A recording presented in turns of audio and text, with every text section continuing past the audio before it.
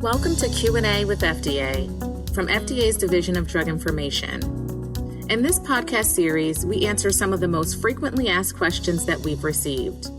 My name is Dr. Celia Williams, and today we are discussing expanded access, a topic about which we continually receive questions. In fact, in the past year, our division has responded to over 750 expanded access-related inquiries. Dr. Jacqueline Corrigan-Curay, Principal Deputy Director of FDA's Center for Drug Evaluation and Research, who is an expert on this topic, is with me today. Welcome, Dr. Corrigan-Curay. It's a pleasure having you with us to talk about expanded access. Thank you. I'm really pleased to be here to speak about what's such an important topic. The expanded access pathway is a way to gain access to an investigational medical product for treatment outside of clinical trials when no comparable or satisfactory alternative treatment options are available. Can you expand upon this?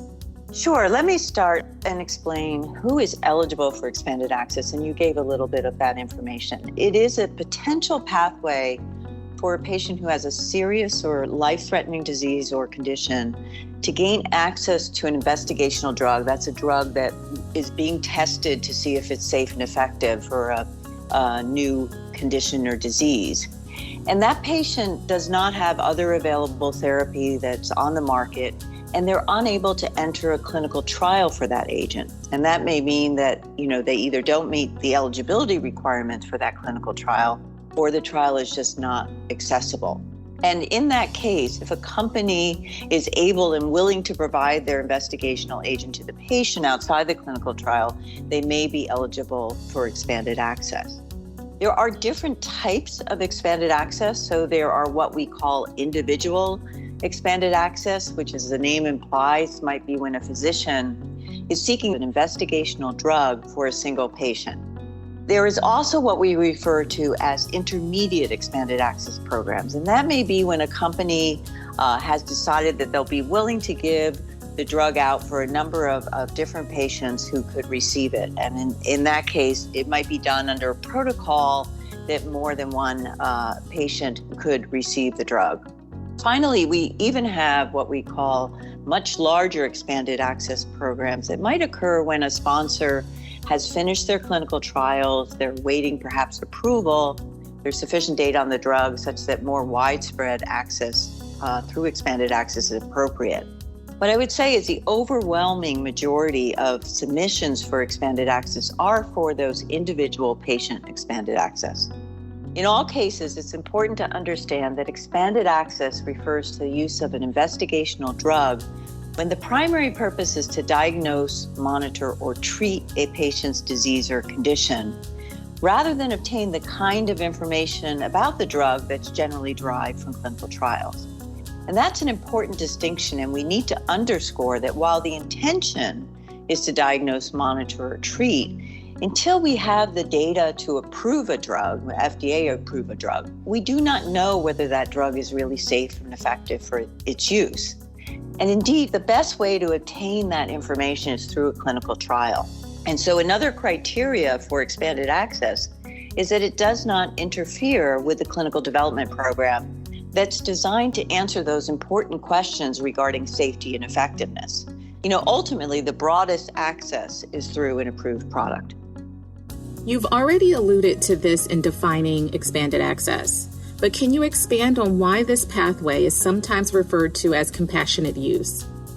Sure. Compassionate use is not a term used in FDA regulations, but is occasionally used informally to describe the use of an investigational drug to treat a patient.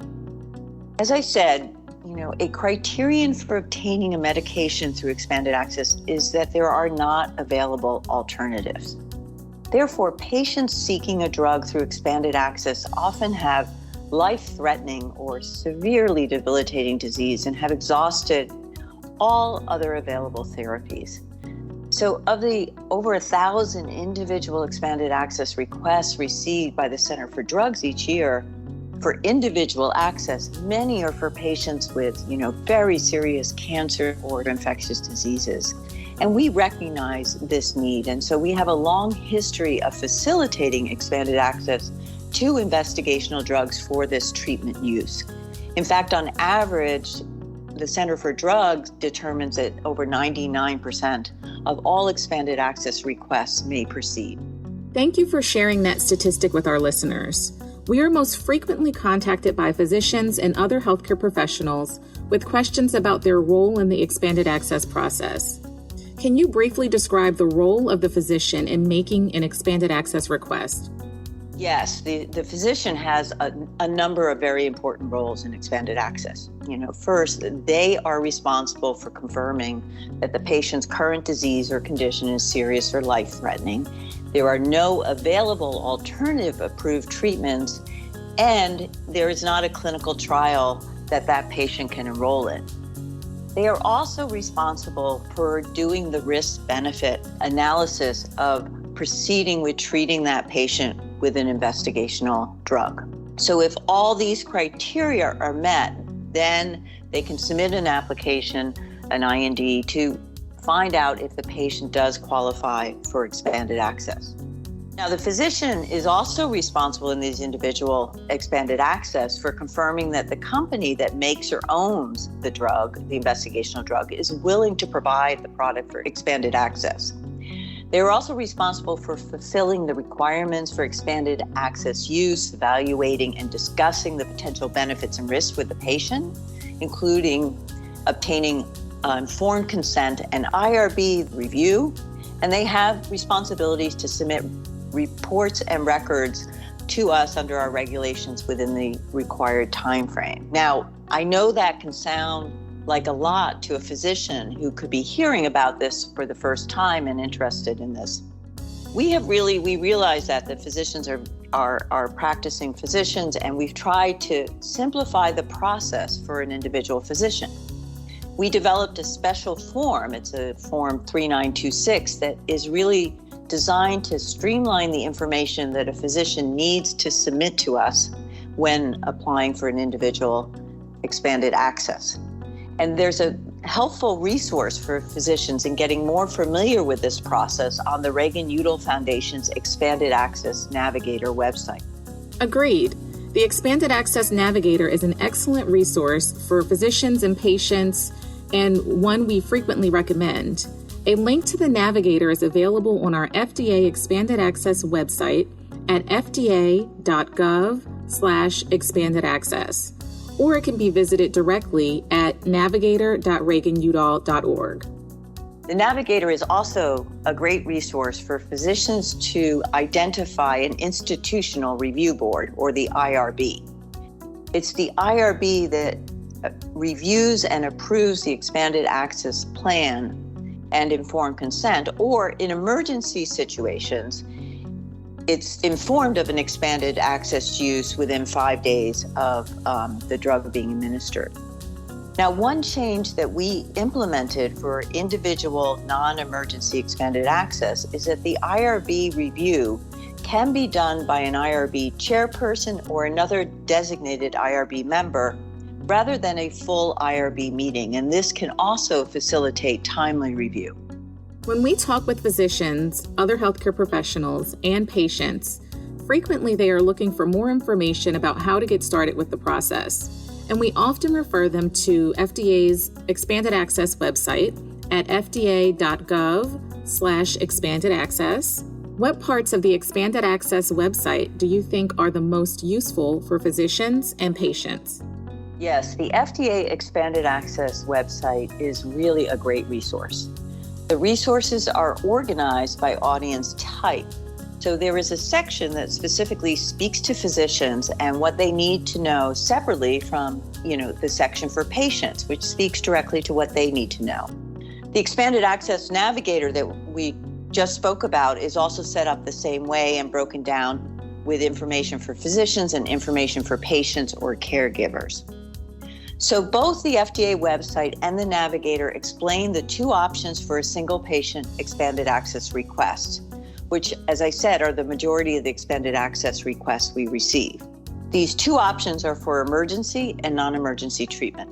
I want to note that emergency and non-emergency requests follow different timelines and have different processes, and there are step-by-step guides for physicians on our FDA website that describe in detail how each option works and what must be completed and when.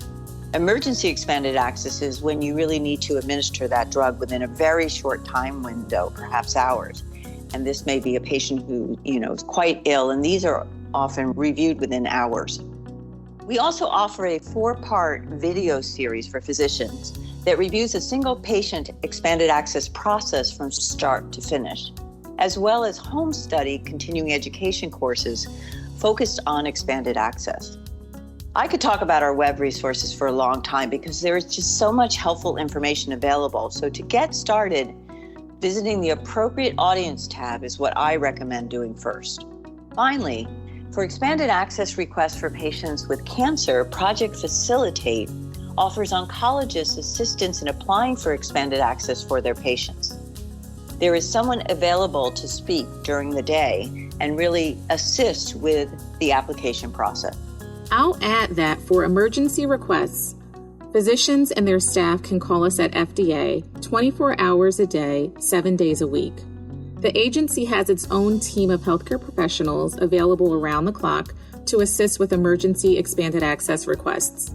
That's right, and we really appreciate your division's efforts and all the other groups involved that make it possible to process these requests and process them in such a timely manner. It's truly a team effort. Absolutely. Before we let you go, is there anything we didn't get a chance to discuss that you would like to add? Yes, I'd like to mention that there is a new electronic submission option made available in the last few years, and we want to make sure physicians know about it. It is the EA eRequest app on the Reagan-Udall Foundation Expanded Access Navigator webpage. The EA eRequest allows physicians to submit expanded access requests online as well as submit follow-up documentation. And the app reaches multiple product centers at FDA for drugs and biologics.